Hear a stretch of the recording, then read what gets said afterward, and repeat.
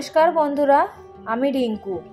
কেমন আছেন আপনারা সবাই? আশা করছি আপনারা সবাই ভালো আছেন। আপনাদের ভালোবাসায় আমার পরিবারও সবাই খুব ভালো আছে। আরএস ফ্যামিলির সুন্দর আরও একটি ব্লগে আপনাদের সকলকে অনেক অনেক স্বাগত আর ভালোবাসা জানাই। আজকে হচ্ছে বুধবার। আজকে সকাল থেকেই ব্লগটি স্টার্ট করলাম। সকালে সবার প্রথমে কিচেনের কাজ কমপ্লিট করে তারপরে চলে আসলাম। আর এই তো এবারে চলে আসলাম বিছানাটাকে একটু গুছিয়ে নিতে। আজকে দুটো কামরারই কিন্তু বিছানা গোছ করতে হবে, তার কারণ সন্ধ্যের সময়টা তো ওই রুমটায় থাকা হয়, সেই জন্য ওইটাও একটু অগোছালো হয়েই যায়। আর এইটাতে তো রাত্রেবেলা শোয়া হয়, মানে সে তো আর বলার কথা নয় যে কতটা অগোছালো থাকে, সেটা তো আজকে দেখতেই পেলেন আপনারা। আর মশারিটাকে কিন্তু ভাঁজ করে আর খুলে দিই না, ওই এক কোণেতেই জড়ো করে রেখে দিই। তার কারণ আজকাল মশারি খাটাবার দায়িত্ব হচ্ছে রীতিসার, আর পুরোটা খুলে দিলেও প্রচণ্ড রাগারাগি করে, সেই জন্য খুলে এক কোণে জড়ো করে রেখে দিলাম। আর এটাতে করে কি হয়, খাটাতে বেশ রাত্রেবেলা সুবিধাই হয়। আর যেহেতু ও বাচ্চা, সেহেতু অত ঠিকঠাক মতো বুঝিয়ে টাঙাতে পারে না, সেই জন্য একদিকটা লাগানো থাকলে বাকি তো করে নেয়। আর যেহেতু এখন ছোট, সেহেতু এবার ধীরে ধীরে কাজের অভ্যাস তো ওকে করাতেই হবে। তার কারণ এখানে একার পরিবার, সবটা একা হাতে করতে হয়। মাঝে মধ্যে শরীর যদি খারাপ হয় তখন তো কমসে কম নিজের কাজগুলো নিজে করে দিতে পারবে, বাস এই জন্যই। আর এই তো হাতে হাত একদম ড্রেসিং টেবিল, চারিদিকে আলমারি টালমারি পরিষ্কার করে ফেললাম। তার কারণ প্রতিদিনই যদি একবার করে হাত লাগিয়ে দেওয়া যায়, এইভাবে ঝাড়াঝুড়ি করে নেওয়া যায়, তাহলে কিন্তু অতটা নোংরা হয় না। আজকাল যদিও সেরকম নোংরা হচ্ছে না, তার কারণ জানলা তো একদমই খোলা হয় না। আর বাইরে এত কুয়াশা হচ্ছে, প্রচণ্ড কুয়াশা হচ্ছে। রোদ তো নিজের মর্জি মতো যখন ইচ্ছে আছে তখন একটু করে বেরোচ্ছে, আবার ওই কুয়াশার অন্ধকারেতে লুকিয়ে পড়ছে। আর এই তো ভালোভাবে ওই রুমটা তো গুছিয়ে নিলাম। আবার চলে আসলাম পরের রুমটাতে। এই রুমটাতেও এইখানে এই যে বললাম সন্ধেবেলা প্রতিদিন বসে থাকা হয়, সেই জন্য একটু অগোছালো তো হয়েই যায়। আর সন্ধ্যের সময় এই পাতলা কম্বলটা গায়ে দিয়েই বসা হয়। আর যাই হোক, এটাকেও এবার ভালো করে একটু ঝেড়ে ঝুড়ে পরিষ্কার করে গুছিয়ে নেব। তার কারণ এই সন্ধ্যের সময় হাজব্যান্ড কিন্তু রাত্রেবেলা বাড়িতে আসার পরেতে একটু মুংফলি খায়, ওই বাদাম, চিনে বাদাম। আর সেটা মাও খায়। সেটা মা খাওয়া মানে তো বোঝাই যাচ্ছে যে চারিদিকে নোংরা তো হবেই হবে, সেই জন্য একটু ভালো করে ঝাড়ু দিয়ে ঝেড়ে দিলাম। আর এসি কম্বলগুলো পাতার জন্যে না এত সুন্দর গরম হয়, বসার পরে মনে হয় না যে ঠান্ডাটা কাটতে অনেকক্ষণ টাইম লাগছে। হ্যাঁ, যখন বসা না হয় তখন একটু ঠান্ডা হলেও বসার সঙ্গে সঙ্গেই কিন্তু গরম হয়ে যায়। আর এই তো বিছানাটা গোছ হয়ে গেল। এবারে এই যে কাঁচের আলমারিটা বানিয়েছি, ওটার মধ্যে কিছু কিছু জিনিস ঢুকিয়ে রাখলাম। তার কারণ কেন বলুন তো, এই গেটটা খুললেই না, গেটটা এতটা পরিমাণে ভারী হয়ে গেছে, আলমারিটা আগের দিকে চলে আসছে। হয়তো এমন দেখা যাবে সেতামা কোনোদিন হয়তো খুলতে গেছে আর গায়ের ওপরে উল্টে পড়ে যাবে, সেখানে আবার আরেক বিপদ। সেই জন্য ওপরের তাকগুলোতে কিছু কিছু জিনিস রেখে ভরিয়ে দিলাম। আর নতুন বছরের জন্য কিন্তু অনেক অনেক গিফট কিনেছি, সেগুলো আপনাদের সঙ্গে পরের ব্লগে চেষ্টা করব শেয়ার করার। আর এই তো একটা টাওয়াল বিছিয়ে দিলাম। টাওয়াল বিছিয়ে ওর ওপরে অরিজিনালি প্লান্ট এগুলোকে রেখে দিচ্ছি। আর এগুলোকে যেহেতু জল দিতে হবে, সেই জন্য একটা করে স্টিলের প্লেট তার উপরে রাখলাম। প্লেট বলতে এগুলো যে স্টিলের টিফিনগুলো খারাপ হয়ে গেছিলো, সেগুলো তো ফেলে দিয়েছি, কিন্তু ঢাকাগুলোকে ফেলিনি, ওই ঢাকাগুলোর ওপরে রাখলাম।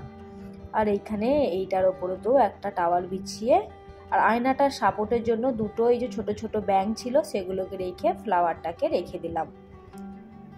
আর আজকে টেবিলটা বেশ একটু নোংরা নোংরা লাগছিল, তার কারণ কালকে সেতামা এখানেতে খেয়েছিল আর ডাল ভাত সব ফেলেছিল, সেই জন্য ডাল ভাতের হলুদ হলুদ একটা কেমন যেন দাগ হয়ে গেছিলো।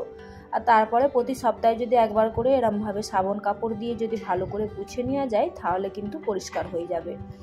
আমি কিন্তু এটাকে 3 বার ধরে পুছে নিলাম। একবার সাবান কানি দিয়ে পুছলাম, আবার একবার ভিজে কাপড় দিয়ে, তারপরে শুকনো কাপড় দিয়ে পুছে নিয়ে এবারে সুন্দর করে গুছিয়ে রাখবো।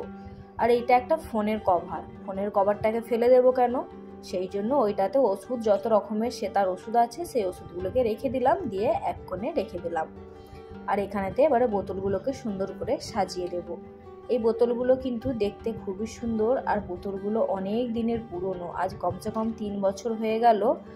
যদিও ইউজ কিন্তু সেরকমভাবে আমরা করি না, তার কারণ দুটো একটা করে বোতল ইউজ করি, আর এরকমভাবে ভরাই থাকে, সৌন্দর্যের জন্য ভরেই রাখি, সেইভাবে কিন্তু বোতলের জল খাওয়া হয় না গরমকাল ছাড়া। আর এই তো এবারে সব ঝেড়ে ঝুড়ে ঝাড়ুটাও লাগিয়ে দেব। যেহেতু চারিদিকে পাতা থাকে সেই রকম কিন্তু নোংরা হয় না, কিন্তু শ্বেতামার জন্য একটু নোংরা হয়। যেহেতু বাড়িতে ছোট বাচ্চা, আর ছোট বাচ্চা না থাকলে বাড়ি কি মানায়?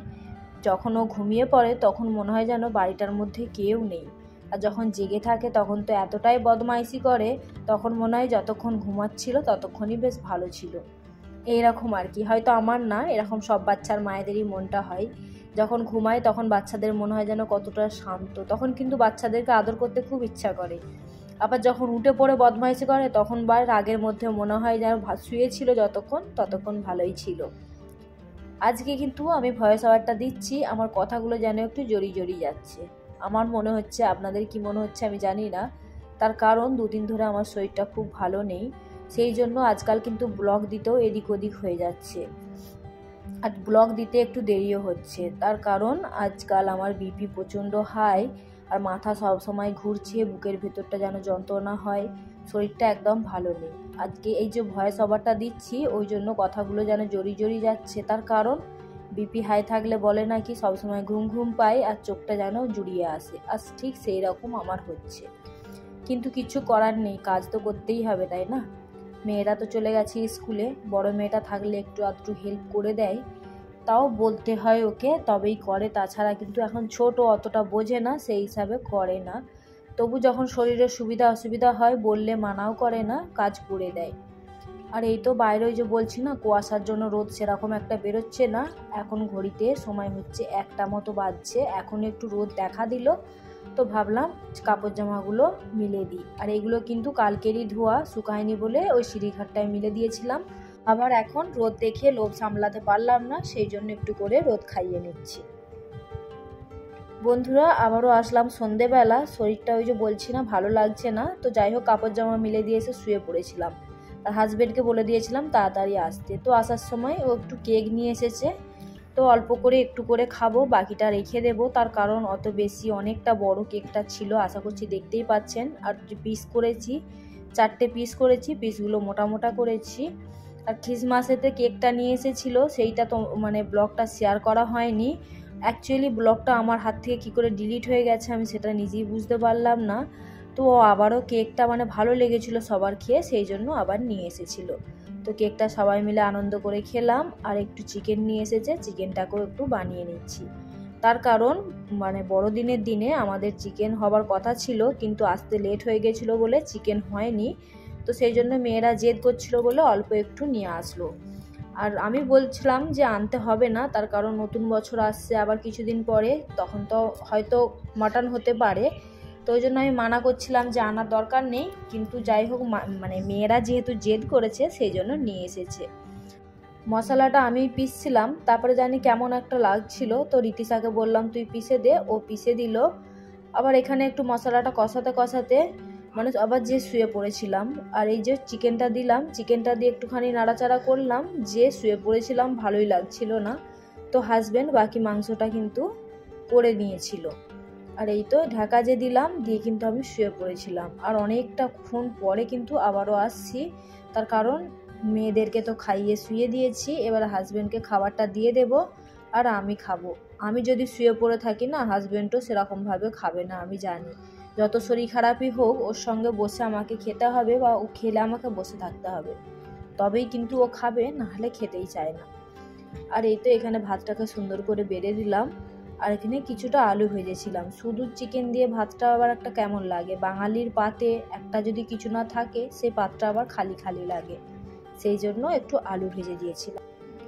আর এই তো এখানে চিকেনে যে তেজপাতাগুলো দিয়েছিলাম সেগুলোকে তুলে ফেলে দিলাম, কারণ রান্নার স্বাদের জন্য তেজপাতা তো দিতেই হয়, কিন্তু পরে ওই যে প্যাট প্যাট করে দেখতে লাগে না, সেটা কিন্তু বাজে লাগে, সেই জন্য তুলে ফেলে দিলাম। আর এখানে হাজব্যান্ডকে সবজিটা দিতে গিয়ে প্লেটে অনেকটা পড়ে গিয়েছিলো, তো সেটাকে আবার টিস্যু পেপার দিয়ে মুছে দিলাম, তা নাহলে হাজব্যান্ড কিন্তু প্রচণ্ড ঘেন্না করে এইসব জিনিস দেখলে, সেই জন্য থালাটাকে ভালো করে পরিষ্কার করে নিলাম। আর আজকের ব্লগটিকে এখানে এন্ড করছি। যদি আপনাদের ভালো লেগে থাকে তো অবশ্যই একটা লাইক দিয়ে দেবেন। আর আমার যদি কোনো নতুন বন্ধু আজকের ব্লগটি দেখে থাকেন, চাইলে চ্যানেলটিকে সাবস্ক্রাইব করে আমার পরিবারের একজন হতে পারেন। আর যারা অলরেডি করে দিয়েছেন তাদের তো অনেক অনেক ধন্যবাদ আর ভালোবাসা জানালাম।